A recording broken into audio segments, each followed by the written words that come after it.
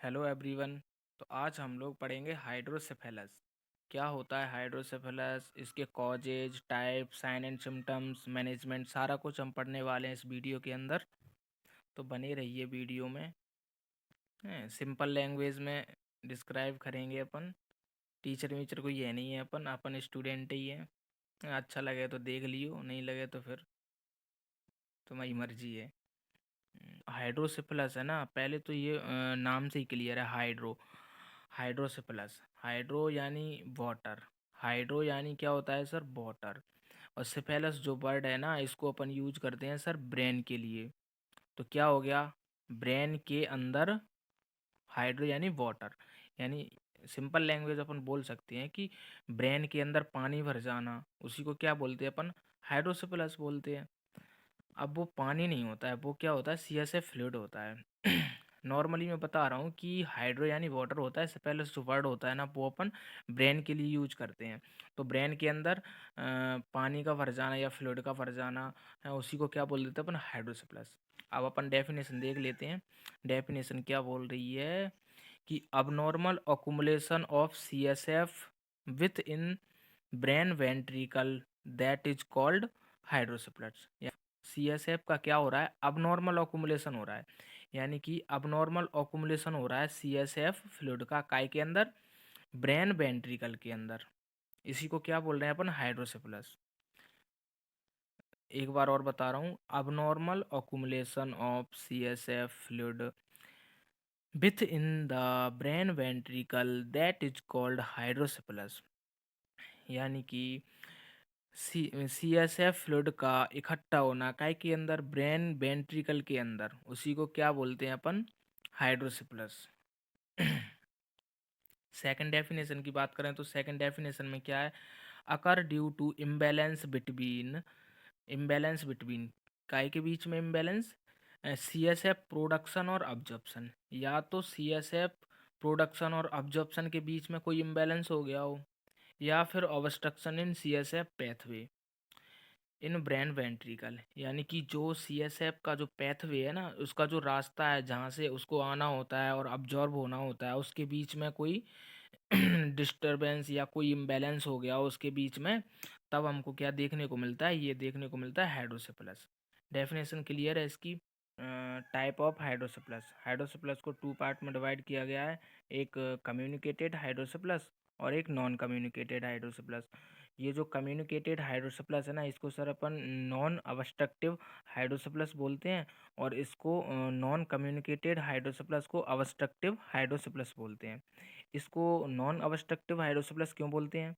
क्योंकि इसमें ना occur due to increase production of CSF और डिक्रीज ऑब्जॉर्प्शन। कम्युनिकेटेड हाइड्रोसेफलस में CSF का जो प्रोडक्शन है वो तो इंक्रीज हो जाता है, और जो उसका अब्जॉर्प्शन होना होता है ना, वो क्या होता है सर? डिक्रीज हो जाता है। इसलिए अपन इसको क्या बोलते हैं? नॉन अब्स्ट्रक्टिव हाइड्रोसेफलस, क्योंकि इसके अंदर कोई भी ऑब्स्ट्रक्शन प्रेजेंट नहीं होता है।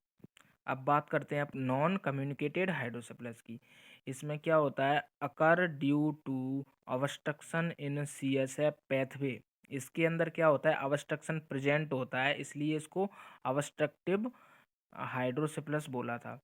ऑब्स्ट्रक्शन प्रेजेंट इन CSF पैथवे, यानी कि जो उसका CSF का जो पैथवे होता है ना, जहाँ से CSF को आना होता है और अब्जॉर्ब होना होता है, उसमें क्या होता है? इसमें ऑब्स्ट्रक्शन हो जाता है। उसकी वजह से ये वाला जो हाइड्रोसेफलस है ना, देखने को मिलता है। मोस्टली ये ऑब्स्ट्रक्शन सिल्वस एक्यूडक्ट्स में देखने को मिलता है। सिल्वस एक्यूडक्ट्स की आगे आएगा तब मैं बताऊंगा ये क्या होता है सिल्वस एक्यूडक्ट्स। टाइप्स क्लियर है इसके। अगर अगर इनमें डिफरेंस भी आता है ना पूछने को, तो अपन डिफरेंस भी डिफाइन कर सकते हैं इसको। ये कम्युनिकेटेड होता है, ये नॉन कम्युनिकेटेड होता है। ये नॉन ऑब्स्ट्रक्टिव होता है, ये ऑब्स्ट्रक्टिव होता है। इसमें इंक्रीज, इसमें CSF का प्रोडक्शन इंक्रीज हो जाता है और अब्जॉर्प्शन डिक्रीज हो जाता है। इसमें क्या होता है? CSF के अंदर ऑब्स्ट्रक्शन प्रेजेंट होता है। क्लियर है? Causes of hydrocephalus. क्या क्या कॉज हैं जिसकी वजह से हाइड्रोसेफलस देखने को मिलता है? तो आइए हम पढ़ते हैं कॉजेज। कॉजेज को टू पार्ट्स में डिवाइड किया गया है, कंजेनाइटल और एक एक्वायरिड। सबसे पहले पढ़ेंगे अपन कंजेनाइटल, फिर उसके बाद में एक्वायरिड। कंजेनाइटल की बात करें तो कंजेनाइटल में क्या क्या आता है। कंजेनाइटल में सबसे फर्स्ट है इंट्रायूट्राइन इन्फेक्शन टॉर्च, इसकी इसी को अपन क्या मैटरनल इन्फेक्शन भी बोल सकते हैं। सेकंड है कंजेनाइटल ब्रेन ट्यूमर, ब्रेन के अंदर कोई ट्यूमर फॉर्म हो। और थर्ड है congenital malformation, congenital malformation. Fourth है अर्नाल्ड क्यारी सिंड्रोम। अर्नाल्ड क्यारी सिंड्रोम क्या होता है, herniation of cerebellum or brain stem in the spinal cord through the foramen of magnum। Arnold क्यारी सिंड्रोम क्या होता है, सेरेबेलम और ब्रेन स्टेम का हर्निएशन हो जाता है स्पाइनल कॉर्ड में, काय के थ्रू, फोरामेन ऑफ मैग्नम के थ्रू। ये फिर कॉज करता है किसको, ऑब्स्ट्रक्शन को। ये अब 5 है सर, 5 कौन सा है, dandy Volker syndrome. Dandy Volker syndrome में क्या होता है, formation of cyst posterior fourth ventricle. इसमें क्या होता है, जो फोर्थ वेंट्रिकल होता है ना उसके पोस्टीरियर में एक सिस्ट का फॉर्मेशन हो जाता है जो ऑब्स्ट्रक्शन को कॉज करता है। 6 है स्टेनोसिस ऑफ सिल्विस एक्यूडक्ट्स। जो सिल्विस एक्यूडक्ट्स होती है ना वो क्या हो जाती है सर, नैरो हो जाती है, या नैरो बोल सकते हैं, स्टेनोसिस हो जाती है, नैरो हो जाती है। हैं, अब बात करते हैं अपन एक्वायरेड की। सेकंड है कौन सा, एक्वायरेड। कंजेनाइटल के अपने 6 पॉइंट क्लियर हो गए। अब बात करते हैं अपन एक्वायरेड की। एक्वायरेड में क्या आता है, फर्स्ट है अपना इन्फेक्शन मेनिंजाइटिस। मेनिंजाइटिस में डीएपी, डीएपी मतलब ड्यूरामेटर, पाया, आर्कनॉइड मैटर और pia mater. Second trauma, trauma birth injury हो गया, हेड इंजरी हो गया, कोई ट्यूमर, ट्यूमर भी हो सकती है। ये अपने एक्वायरेड के अंदर आ गए। क्लियर है, कॉजेज अपने इतने सारे कॉजेज हो गए। अब बात करते हैं अपन साइन एंड सिम्टम्स ऑफ हाइड्रोसिप्लस। हाइड्रोसिप्लस के साइन एंड सिम्टम्स, फर्स्ट क्या है, इनलार्जमेंट ऑफ हेड सरकमफेरेंस। जो हेड का जो सरकमफेरेंस है नॉर्मली कितना होता है सर, नॉर्मली होता है 33 से 35 सेंटीमीटर। तो इनलार्जमेंट ऑफ हेड सरकमफेरेंस 33 से 35 सेंटीमीटर। 35 सेंटीमीटर से क्या होगा सर, ज़्यादा मिलेगा, बड़ा हुआ मिलेगा क्या, हेड सरकमफेरेंस। सेकंड है sir widely separate skull bone produce crack pot sound. इसमें क्या, स्कल बोन वाइडली सेपरेट हो जाती है और क्रैक पॉट साउंड आता है परकसन करने पर। परकसन करने पर क्रैक पॉट साउंड यानी टूटे हुए मटके जैसा आवाज़ आता है, क्रैक पॉट साउंड। इसी को क्या बोलते हैं अपन सर, इसी को बोलते हैं अपन मैकवेन साइन। क्लियर। अब थर्ड की बात करें, थर्ड पे क्या है सर, सनसेटिंग आई। सनसेटिंग आई क्या होती है, lower portion of प्यूपिल cover with lower eyelid. जो प्यूपिल का लोअर पोर्शन है ना वो कवर रहता है किससे, लोअर आईलिड से। लोअर आईलिड से कवर रहता है लोअर प्यूपिल। ठीक है, इसी को क्या क्या बोलते हैं अपन, सनसेटिंग आई। फोर्थ बात करते हैं अपन फ्रंटल वेसिंग। फ्रंटल वेसिंग में क्या होता है sir, protrusion of forehead. Forehead क्या है, आगे को निकल आता है, मतलब आगे को उठा हुआ सा फोरहेड, जो उसका माथा है ना वो उठा हुआ सा होगा, आगे को निकला हुआ सा, उसी को बोलते हैं protrusion of forehead, frontal wasting. Dilated scalp when और बल्जिंग ऑफ फॉन्टानेल्स, ये सब क्या हो गए, इसके साइन एंड सिम्टम्स हो गए हैं। अब बात करते हैं अगर न्यूबॉर्न के लिए, न्यूबॉर्न के लिए साइन एंड सिम्टम्स की बात करें तो सर न्यूबॉर्न में क्या देखने को मिलेगा, हाई श्रिल क्राई। ये जो साइन है ना ये लेट साइन होता है, हाई श्रिल क्राई। इरिटेबिलिटी देखने को मिलेगा, पुअर फीडिंग देखने को मिलेगा। ये न्यूबॉर्न के लिए बात हो गई साइन एंड सिम्टम्स की। अगर बात करें टोडलर की, टोडलर में क्या देखने को मिलेगा सर, हेडेक देखने को मिलेगा, लॉस ऑफ एपेटाइट देखने को मिलेगा। ओल्डर चाइल्ड की बात करें तो Altered level of consciousness, Altered level of consciousness. ये सर इसके साइन एंड सिम्टम्स हो गए सारे। बात करते हैं अपन डायग्नोस्टिक एवेल्युएशन की। डायग्नोस्टिक एवेल्युएशन में अपन क्या क्या टेस्ट कर सकते हैं हाइड्रोसिप्लस के लिए। सब फर्स्ट तो फिजिकल एग्जामिनेशन, हिस्ट्री टेकिंग, ये तो कॉमन है। और सीटी स्कैन हो गया, एमआरआई हो गया, सीएसएफ एग्जामिनेशन होगा, ब्लड टेस्ट हो गया। ये अपन डायग्नोस्टिक एवेल्युएशन है हाइड्रोसिप्लस के लिए। अब बात करते हैं सर मैनेजमेंट की। मैनेजमेंट में बात करें तो सबसे पहले फर्स्ट अपन देखते हैं मेडिकल मैनेजमेंट। मेडिकल मैनेजमेंट में क्या है, only effective in communicating hydrocephalus. Medical management जो होता है ना, ओनली किसके लिए है, ये कम्युनिकेटिंग जो हाइड्रोसिफिलस है ना उसी के लिए इफ़ेक्टिव है, ना कि नॉन कम्युनिकेटेड हाइड्रोसिफिलस के लिए। इसमें क्या होता है सर इसमें अपन क्या, ड्रग ऑफ चॉइस है इसके लिए क्या, एसीटेजोलामाइड। ड्रग ऑफ चॉइस क्या है, एसीटेजोलामाइड। और इसका डोज कितना होता है, 50 mg पर केजी पर बॉडी वेट। और सेकंड अपन ओरल ग्लिसरॉल दे सकते हैं। ये क्या करता है सर, ये डिक्रीज सीएसएफ प्रोडक्शन को क्या करता है सर, डिक्रीज करता है। आईसीपी अगर इंक्रीज है तो अपन उसको मैनिटोल दे सकते हैं। आईसीपी अगर इंक्रीज है किसी पेशेंट का तो उसके लिए ड्रग ऑफ चॉइस होती है मैनिटोल 20%। ये तो हो गया सर उसके लिए मेडिकल मैनेजमेंट। सेकंड बात करते हैं अपन सर्जिकल मैनेजमेंट की। सर सर्जिकल मैनेजमेंट में क्या होता है, सर्जिकल मैनेजमेंट में फर्स्ट है sir VP shunt, ventriculo peritoneal shunt. Place a shunt between brain ventricle and peritoneal cavity. इस ये जो संट है ना उसको ब्रेन वेंट्रिकल और पेरिटोनियल कैविटी के बीच में एक संट डाला जाता है, उसी को अपन क्या बोलते हैं, बीपी संट बोलते हैं।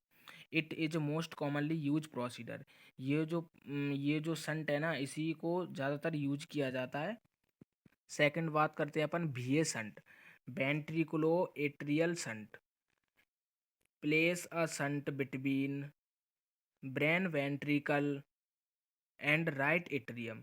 ये जो संट है ना इसको ब्रेन वेंट्रिकल और राइट एट्रियम के बीच में एक संट डाला जाता है, उसको क्या बोलते हैं अपन, VA संट है। उसके लिए संट के लिए कुछ पॉइंट है। Increase as shunt size revise.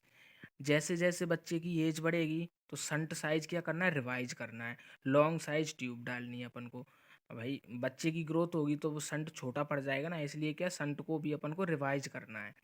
After procedure unoperated side provide position because prevent pressure on shunt. Procedure के बाद उसको अनऑपरेटेड साइड वाली पोजीशन प्रोवाइड करानी है, क्योंकि उस पर प्रेशर ना पड़े संट पर। Second, head elevated according to ICP increase. Head को एलिवेटेड करना है काय के अकॉर्डिंग, आईसीपी इंक्रीज है, इंक्रीज के अकॉर्डिंग। अगर मान लो आईसीपी नॉर्मल है तो उसको कौन सी फ्लैट पोजीशन प्रोवाइड करनी है। अगर यहीं आईसीपी उसका बड़ा हुआ होता, if ICP increase provide head elevated 15 से 30 डिग्री।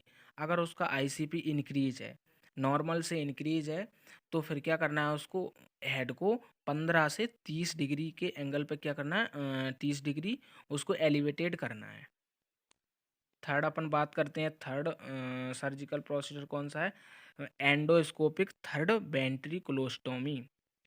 इसमें क्या होता है, only use when obstruction present in Sylvius of aqueducts. इसको कब यूज करते हैं, सिल्वेस ऑफ एक्यूडक्ट्स होती है ना उसके अंदर ऑब्स्ट्रक्शन प्रेजेंट होता है ना, तब इसको अपन यूज करते हैं।